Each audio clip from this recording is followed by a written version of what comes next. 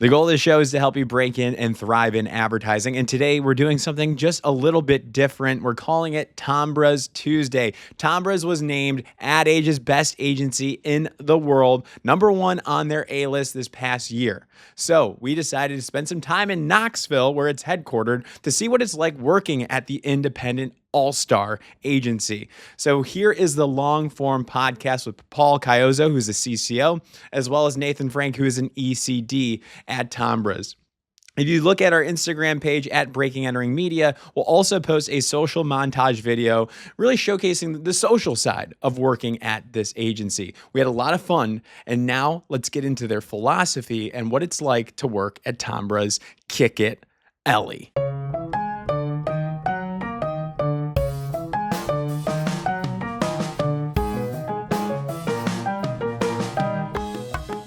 We are at Tombras recording a Breaking and Entering podcast in one of the best agencies in the world. According to Ad Age, it's the #1 agency, Jack. That's correct, Geno. Yep, confirmed. And we're here with two very special guests. Who are we here with? Paul Caiozzo. What's your role? Oh, I'm the Chief Creative Officer here at Tombras. I'm Nathan Frank. I'm an Executive Creative Director here at Tombras, Knoxville, here in Knoxville, Tennessee. Fantastic. Oh, it's beautiful to be here. Geno, what's your name? I'm Geno Schellenberger, co-founder of Breaking and Entering Media.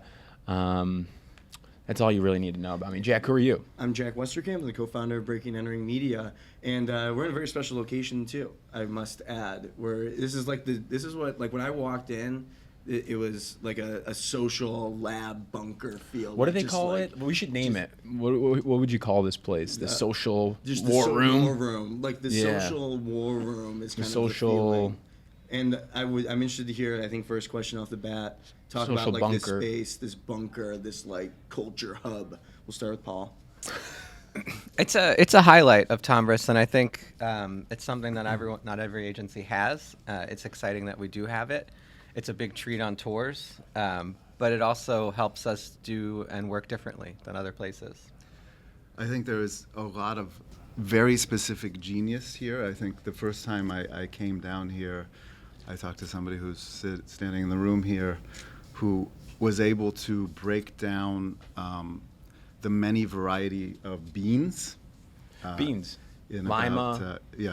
Baked Pinto, beans. double baked. Exactly. Refried. Yeah. That's what I meant. Navy, There's no double baked bean. cannellini. You can double bake a bean. Oh, So it's a very specific kind of genius that works in this room. okay. And like on this board behind me, like we're monitoring what? Like what is Watch the on YouTube. this? Watch the YouTube. Yeah. I'm just plugging the YouTube. Yeah, Wouldn't nice, be able to Jack. see it. Yeah, but yeah, what is on What's the the board behind us? capabilities of Yeah. this room? We're monitoring what's going on around the internet and around the world in real time, which lets people pull insight and information to make stuff. But you guys are creative guys. Do you care about the data? You want to get to the fun ideas, I'm assuming. How does this help you guys out, or do you just kind of ignore it? This is the boring part. We're actually really into data, especially now. You kind of need new information to make different stuff. Yeah. And this is one of the many types of data we have here. Not to just kick right into the agency pitch, but data plus creativity. And so data is what fuels the insights that allows us to be creative. I love that. And so, like, can you give me an example of, like, this team here found something that was trending and how they, like, your creative team started to activate on it and was able to pivot quickly to create something? I wish we can have Caitlin, who's in the room, answer this.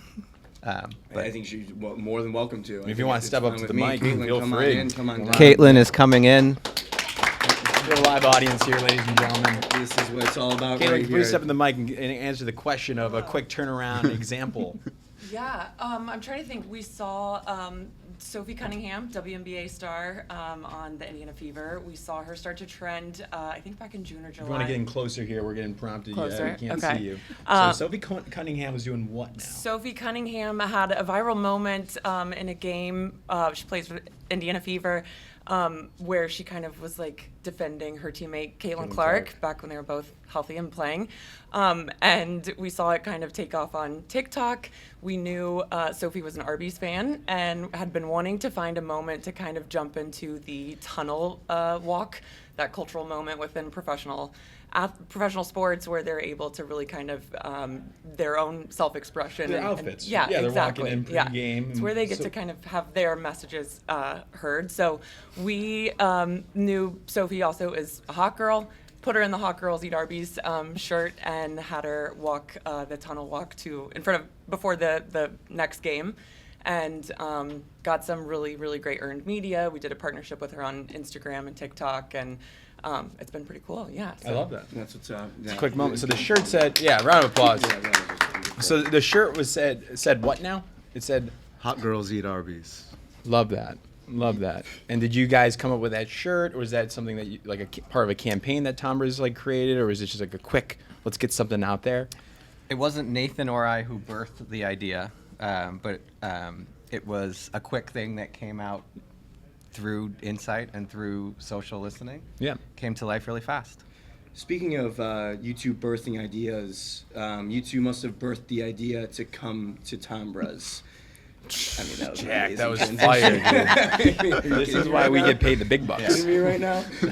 So I want to hear from both your perspectives what's brought you to Tombras, to Knoxville. Give us the rundown. Two obviously storied careers, very well known in the industry. We'll start with you, Nathan.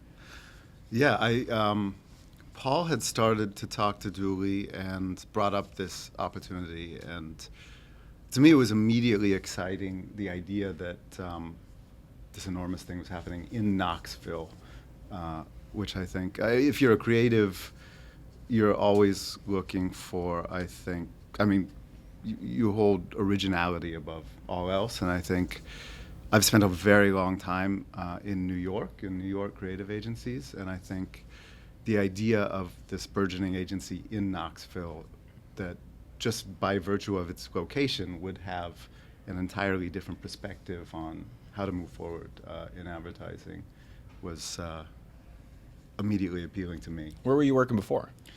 I was in New York Paul and I had been running a small agency called Supernatural. Right. Yep. Which was sort of due to the pandemic, like based on many different continents. Yeah. Okay. At the time. And so this was an opportunity also to get back together in person and sort of have that, I think the intimacy that great ideas require. Okay. Okay. Yeah, it's probably not. It's very hard to run an agency from another continent and then work with people on a different continent. And so this was an opportunity to all come back together. But also, Tombras is sort of like a one of one. And we were looking for somewhere that had tons of data, because we were building a lot of AI stuff, and AI needs data, that also is pointed in a creative direction, which, and usually places that are into AI or data are not pointed in a creative direction. And also was independent, which was a very important thing to us. So we had our own agency for a long time. Prior to Supernatural, we had something called Interesting Development, and all of them were successful. Weren't necessarily failing, but we were a bit tired of being really small, and we wanted to take what we knew we could bring to something that was larger and help it scale and have opportunities that were larger. And to bring sort of the AI knowledge and things we were building to tap into this data and plug it all in together, there wasn't really, we talked to many different places, there wasn't really another thing like Tombras. And then we met Dooley, and I had been talking to Dooley for a while, and we were obviously sort of sold on Dooley. If you've ever met him, you've had him on here, he's very charismatic and a good person. And I think also just this earnest love of advertising, which is pretty rare, now, I think. Yeah. Non-apologetic. Exactly. Yeah. And that was so important to us. We were so tired of people. When you're doing your own small agency, you obviously are always talking to other people in that boat, but everyone's always trying to rearrange 8 words to not sound like an agency. Like they're a studio, they're a collective, they're a consultancy, they're all just agencies. Yeah. And we're not ashamed of that here. We're really proud to be in advertising. We're proud to make advertising for our clients. We're proud to help them with their marketing. We are an advertising agency. And I don't think that's a shameful thing to be. I love that. I love that. And how long have you two worked together? We've worked together almost 20 years on and off. Wow. We've had, we've sort of divorced, come back together Yes. through the years. But we met, in our early 20s at a little agency called Taxi New York when they were starting up in New York. I think they're still around, right? Is that It was in Canada. Okay. It was primarily in Canada. It was very big for a stretch, but I'm not sure where it's at right now. It got sold and lost its independence. But we were their first employees or creative employees in New York. Yeah. What I'm gathering is you two are pretty entrepreneurial. It seems like you have, that freedom that you're chasing. You started multiple agencies, you said.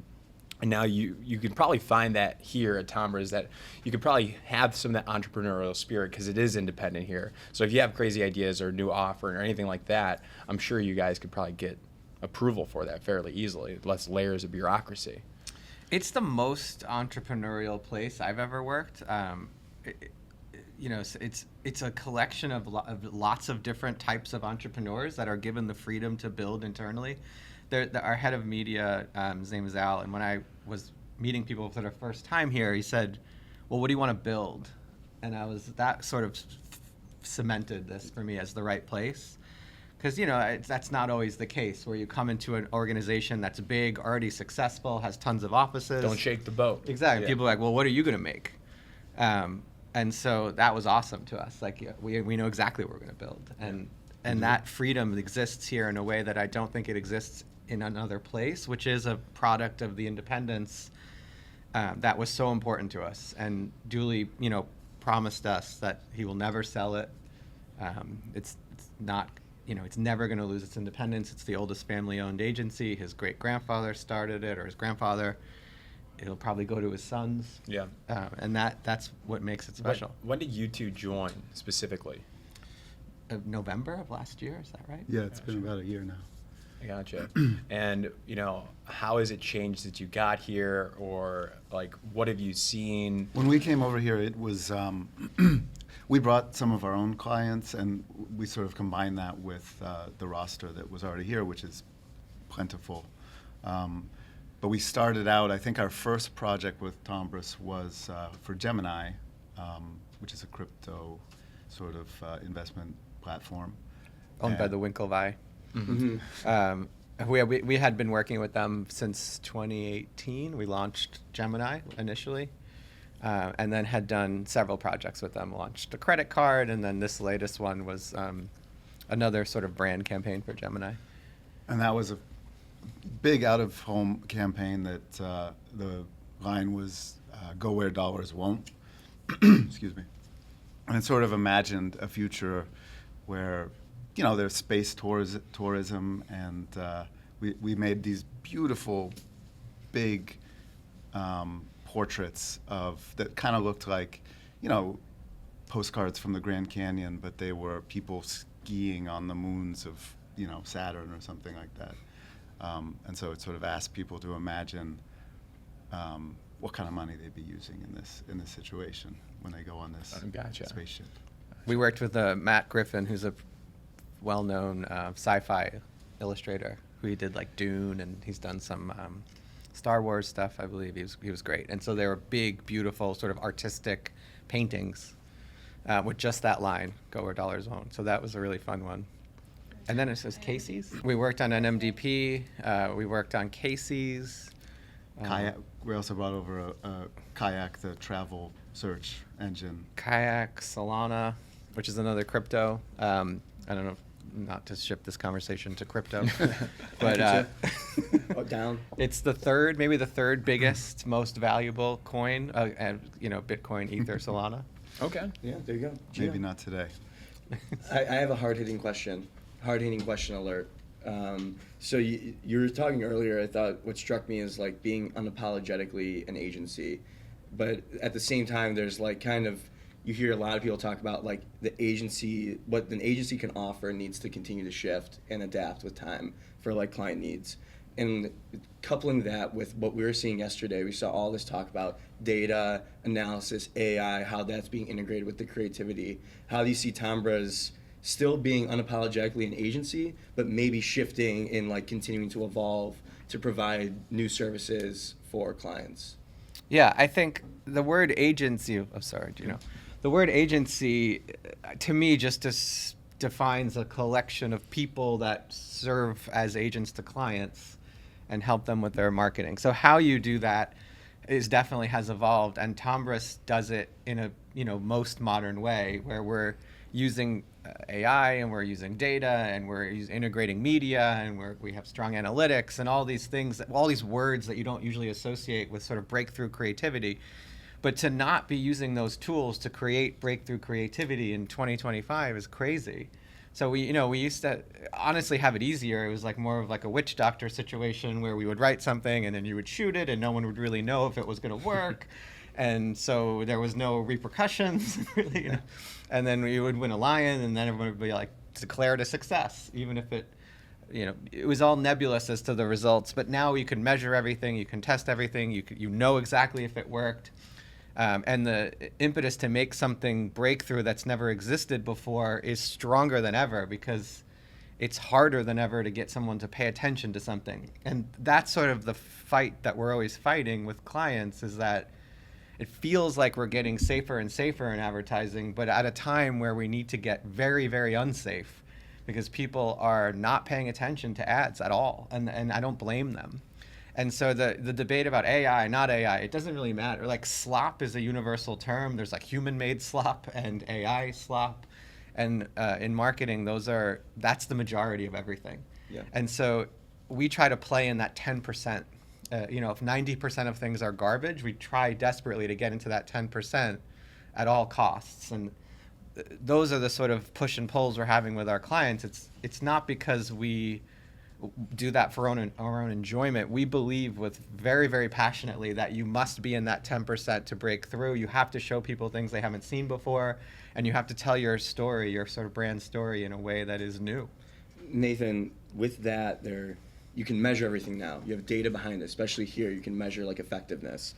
Does that create more pressure? Because to Paul's point, like when I hear the stories of like you didn't know if it was going to work, you might win a Cannes Lion, that feels like there's like less pressure, because it doesn't feel like there's as much accountability with the measurement afterwards and like knowing if it like actually worked. So do you feel like in your career, and even like at a place where it's so data driven, does it add pressure to the creative, or do you feel like knowing that you have the data almost takes that off your back? No, I think we're able to use it, really to make the work better, because more, work that challenges people will always perform better, and so we always push for, I think that, there's a lot of talk about AI slop now, and slop has been used in the context of AI, but I think the industry has been pushing more and more.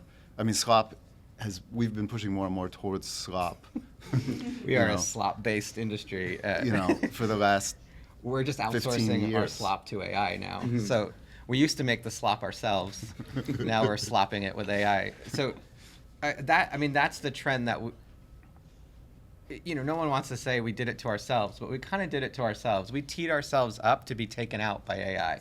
If you're worried about the work you do being replaced by AI, I think that's the problem. You should probably pivot from that point to make something more exciting and more interesting that can't be replicated by any machine. And that's where the data and the creativity have to sort of meet in the middle. And it needs to be informed, because it needs to appeal to the person that you're trying to make something for. That's the most important thing. And you can do that with data. So I know exactly the types of things that are too far for the people we're trying to talk to. Because if you push something too far out from the person you're talking to, it'll go unnoticed. So there is a too far, but data helps you hit that sort of Goldilocks place.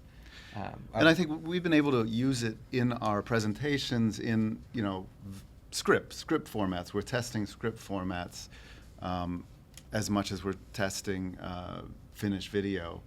And it always points towards better work, in that format. I think the testing that people have been accustomed to in the past is testing that was,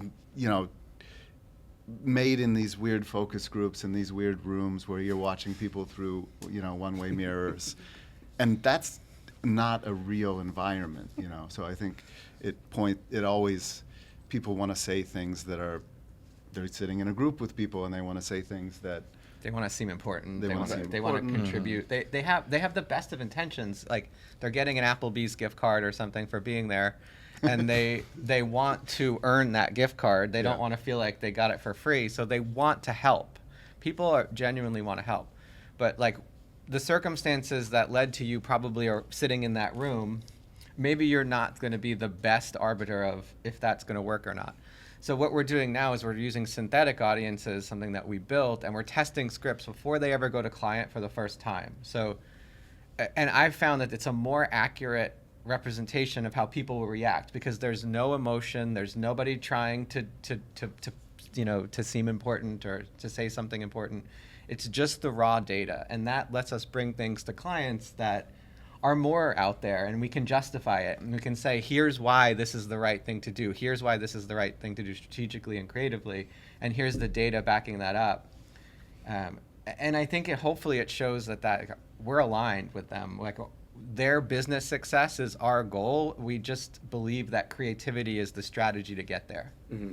Yeah. 100%. I was blown away when we were on our tour yesterday, and knowing you guys for like your Moon Pies work, your Steakums account, and what you guys are putting out for those accounts, it seems like kind of like a wacky, fun, don't take yourself too seriously, creative agency. But when we get in here, we see this command center, we see the data and the systems that you have. It is so impressive. I was shocked by that. Were you? There's a whole room of data scientists. And I like those guys. PhDs, and I was like, this feels more like my kind of crew. Yeah. This is the kind of crew I could see You think myself. you can actually last in that? I think crew? I could. I mean, I was talking about parabolas pre-recording. You I did. felt It like- Did we get that on It camera? was, Yeah, it that was was- impressive. Yeah, it was impressive. And so, how the hell does that happen in Knoxville? That seems like something you would see happen. Well, they got the university. You just right over here. Just grab those people. The PhDs over there. Easily, but I mean, I kind of do want to. Did I just answer the question for them? We can just keep doing that if you want. Yeah. We Let's can, do this. We can go. No, there's, I mean, like Knoxville. This is it's there's no other agency that has a global footprint in Knoxville. So let's talk about that. I mean, that's probably one of the best parts, right? Like, we both came up in New York. I've certainly worked outside of New York. I spent a long time in Boulder, which was a bit similar, where it's sort of self-select. So if you're going to come join us here in Knoxville, you're probably very passionate about the work because you don't know Knoxville. There's a high chance you're not that familiar with Knoxville. You probably are coming from a big city. This probably looks a bit jarring when you first get here. So the thing that you're sort of here for is to do the best work of your life. So we take that responsibility of creating the environment for them to do that very seriously. But then when you get here, you're like, oh, Knoxville is a lot better than I thought. It's got a lot more going on. It's actually quite pretty. There's a lot of stuff. So that sort of, I think, helps keep people here.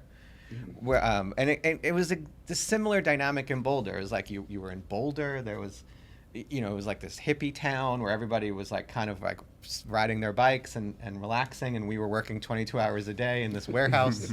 It was a very incongruous relationship, but it led to great creativity because you were just there to do that. It wasn't like when we're in New York and there's so much other stuff to do, and you kind of have the same perspective as everybody else to a degree, whereas here we truly don't. And it doesn't benefit us to try to mimic that perspective. Yeah. We're just a little bit more ensconced in America, for lack of a better term. Would you agree with that, Nathan? Yeah, absolutely. I think it's, I lived the last 20 years in New York, and you all start to, you develop the same habits. You're all talking about a restaurant, what restaurant is opening, or, what is at the, at MoMA. And you start to have the same conversations over and over again, and here you come, and you're talking about the jester who walks around at 1 a.m. in the morning and sneaks up on you as you're walking. You should look out for There's a jester is in like a real person. Yeah, that's a real character. That dresses as a jester and walks around. Yeah. Yes. So Well, that's gonna investigation station. I'm gonna have to look into that one. yeah, I was walking around one night at 1 a.m. after seeing a movie, and nobody on the street. There's not a lot of walking in the neighborhood where I was walking. And then I saw coming towards me, like from a distance, probably 3 blocks away, this kind of figure with, I guess, tassels on his or her head. Right. I don't know if it's a man or a woman. And as they got closer, I saw that they had this enormous smile on their face, and they were skipping. Okay, that's not The, good. the skipping is the trademark.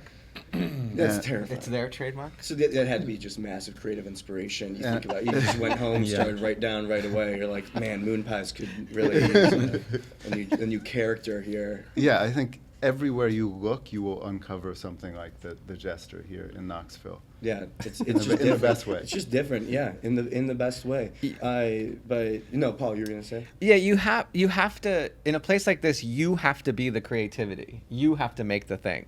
You have to provide that. It's not here for you to absorb necessarily. So you see that locally, like there's not a lot of touring bands, there's not nothing, but touring bands tend to go to Nashville or Asheville. They kind of skip Knoxville. And so the local music scene is great. It's really interesting. There's young kids making cool stuff. There's that attitude of, like, I have to be the weird thing, which is great. Where in New York, you can kind of sit back and absorb the weird things that other people are doing. It's very easy to fall into that because there's so much greatness. So I always feel like in New York, you're inputting, and then you come to a place like Knoxville and you're outputting. Yeah. And so for an ad agency, obviously the outputting is very, very important.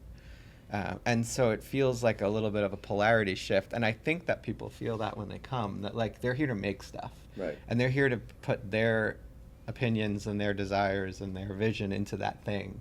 Right. And so we're pushing them to make sure that thing is interesting and unique and doesn't exist. Yeah, I think it's a difference between. We were in LA recently, and we went to the Comedy Store, and we saw like 30 of the most famous comics do 5-minute sets, and they were like just It was so crazy. honed and perfect that they had timed out every joke perfectly, and everything was precise, and it felt like you were in the presence of professionals. But then I saw open mic here comedy, a few days later, and it was like there's a kid who was doing his first stand-up performance and was like coming to the realization that he was gay live on stage, kind of, and a 75-year-old guy who came up shirtless and did his performance, and I think like that's more exciting, More interesting. Yeah. To me. There than- was someone that had a really pronounced stutter and was super funny, and like the courage to get up there and entertain people, with a stutter, I think is amazing. Yeah. Amazing. And it was each person was more interesting than the next. And the show we saw in LA was like Jay Leno, Ali Wong, Bobby Lee, Dane Cook, Pauly Shore. Like, it couldn't have been more star-studded. And it was funny. It was great. Yeah. But the person we probably liked the best was Dax Flame, who's someone you would expect to see here. Yes. Yeah, he's a weird. He's a weird guy. He's and He's one of those you don't know if he's ever actually being serious or if it's always a bit. I think he is actually. That's he just came himself. out and he did a joke and people laughed, and then at the end of his set he was like, "Oh, did you like that first joke I told?" He's like, "You guys laughed a lot. I'm gonna do it again." He And he just just did it again. repeated Just it did the again. same joke again. That's a good move. I feel like you could learn this in advertising. Just like do the same. Yeah, we're running that ad commercial again. Yeah. You keep it running. Making another scarf. Yeah, I mean, come on, like the Ricola scarf. Yeah, that's Shout out to Kevin Kabuli. Mhm. Genius. He's a genius. Anything else from you, Geno? No, I think final question here. What is it like working at Tombras today? I'm just thinking about how to process that question. Good question, Geno. Thank you guys. Good question. I think right now, present day, we are very busy in a great way. There's a lot of opportunities. We are a bit hot right now. Things are sort of working and gelling. New people are joining us that are super talented and that are a dream to get to come down to Knoxville. It's exciting. It's busy. It's exciting. It feels energized. It feels like we're doing different things. It feels like we're combining things in new ways. And I think it's just the beginning. And I don't think this could have happened elsewhere in another place, which feels really great. Yeah, I think it's been really exciting for us recently because a lot of the people we've brought in are sort of starting to gel with the people who are here. And so there's this new energy that combines with what I think is special about the history of Tombras, and it's all coming together, I think, to make something new. And that's a really, I think, unique and special part of Tombras is that there's a lot of people here that have been here since the 90s and have people who have worked with Julie when he was in high school, when he used to come with his dad who ran the agency. Like, this is a very, very loyal place in an industry that is very disloyal. And I think when you have that, when you know that the place you work at feels that way and treats people that way, you do have the freedom to kind of be yourself and explore the space a little bit. Yeah, I love it. I love it. Anything you want to break right now? Big scoop time. Oh, you got a scoop section It's a scoop here. session. Here we go. I love it. That woke me up. Let's go. Here we go. Do we have any scoops, Jack? Can we break any the other agencies told we could us? predict and then just hope that we were right. Yeah, Make a prediction, and then by the time this comes out, Okay, you're let's like, talk about it. So, Tombras won Agency of the Year on A-List last year. Yeah. Where do you think they're going to place this next year? Jack. Man, how many spots are there? 190. Okay. Well, there's 15,000 agencies. There's probably like 50 agencies on that list, but the top 10 is what There's they only want. been a few. There's only been a few that have went back to back. went back to back. Wyatt and Kennedy did that. Wine and Kennedy did that, and then are they the only ones? I'm going to call a guarantee right now. That Here they we were go. the only ones. Or, Oh, yes, I believe that's true. But I'm going to call a guarantee for Tombras. I am confident top 3 finish. Top 3 finish. I love it. Would you? I be guarantee excited a about top that? 3 finish. It's hard. It's hard to go. It's kind of annoying in a lot of ways to win. You have that pressure. You're at the top. It's like It's lonely at the top. it's only at the top. Yeah. We're having an incredible year. I think we should be in the top 3. I don't know if we will be or not. It would be great. But we are having a phenomenal year. And we had a great last year. And so I do hope that we get that recognition again because it was really meaningful. It definitely changed the agency. And I think it changed the types of opportunities that were coming to us. It was something that everybody here was very, very proud of. So it would be a huge honor to do it again. But if it doesn't happen, that's okay too. I mean, we're going to be doing the same things with or without it. Yeah. Does it give you a little bit of swagger? Like you win that, you're like walking to the next pitch. You're like still got the champagne from the night, and you sit down. you I do love the when pitch. agencies say we say no to pitches now. Yeah, that's always. you're sitting with the Ad Age A-List Agency of the Year. I've never said those Okay, words. got it. Okay. And I don't think I've gotten, maybe I could explore the idea of swagger. But it's not really my sort of brand, I guess. This is why you're where you are, and why Geno and I are where we are, because I would immediately let go to my head and make it all about me. We're more like apologetic. Like, sorry, Yeah. sorry if our award makes you a little uncomfortable. This is a it's natural. not- This feels very natural right It now. was not our intention. We can recommend some other agencies if you like. Now all of a sudden you're pitching other agencies at the pitch. And We you're- actually do they that. did really well. we do that a lot. Well, that's beautiful. That's really beautiful to see. Well, appreciate the time. Sign us off, Yeah, Jack. thank you. Thanks for having us. Breaking and entering media, Paul and Nathan, They're the best. That was Breaking and Entering Media, live from Tombras. Checking in. Goodbye. Do another one, Jack. Do All right, another one. Come on, one more. All right, one more. Breaking and Entering Media from Tombras, Knoxville.